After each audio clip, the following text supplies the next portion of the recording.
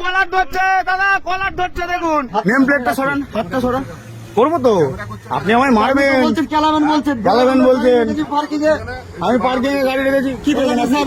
দেখুন sir, sir শুনুন। রাস্তায় এবার সিভিক গাড়ি ধরছে, তারপরে ড্রাইভারদের গালাগালি করছে এবং তাদের কাছ থেকে চা খরচা চাইছে।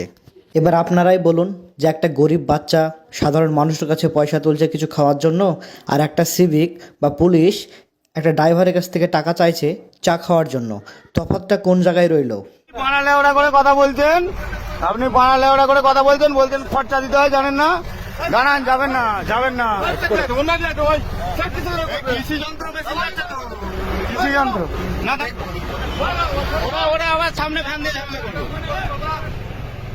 দাঁড়ান, যাবেন না, দাঁড়ান। তো গালাগাল দিল, গালাগালটা কে দিচ্ছিল? যাচ্ছেন কেন?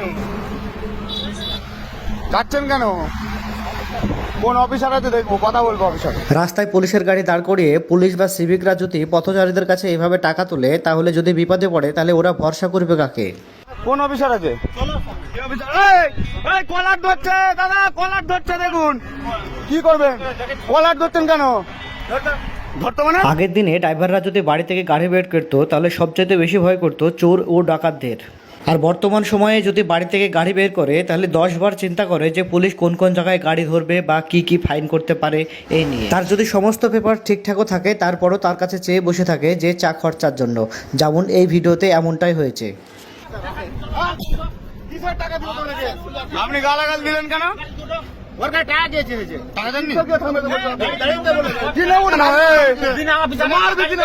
তুমি কলার ধরে মারতে যাচ্ছ কেন?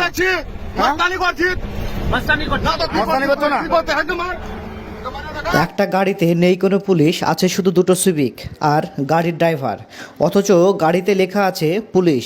আবার পুলিশের গাড়ির ড্রাইভার হুমকি দিচ্ছে তোমাকে ছাড়বো না।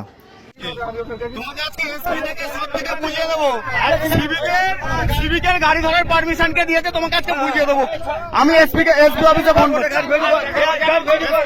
ডিজেল পেট্রোলের যা দাম, তারপরেও কিন্তু সেই তুলনামূলক গাড়ির ভাড়া নেই, তবুও রাস্তায় ওদেরকে আতঙ্কের মধ্যে দিয়ে চলতে হয়। তারপরও আইন রক্ষকের সামনে যদি এরকম কথা কাটাকাটি হয় তাহলে ন্যায্য বিচার ওরা কোথায় পাবে?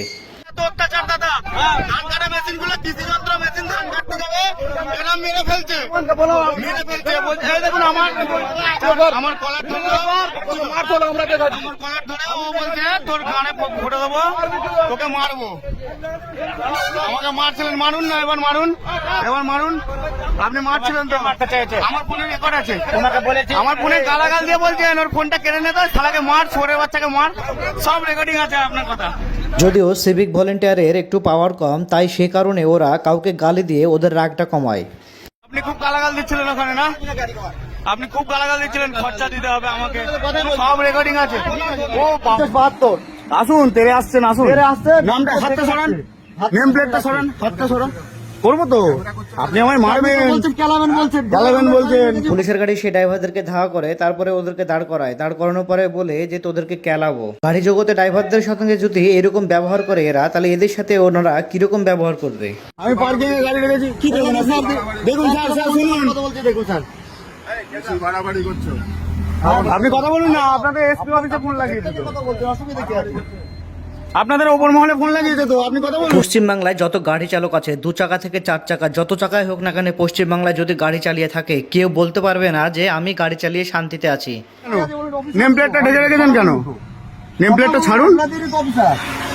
তোমাদের কাছে আমার একটা অনুরোধ রইল, তোমরা ভিডিওটি শেয়ার করে দেবে যাতে উপর মহল পর্যন্ত পৌঁছায়, কারণ নিচ মহলের কর্মকাণ্ড যেন উপর মহলে দেখতে পায়।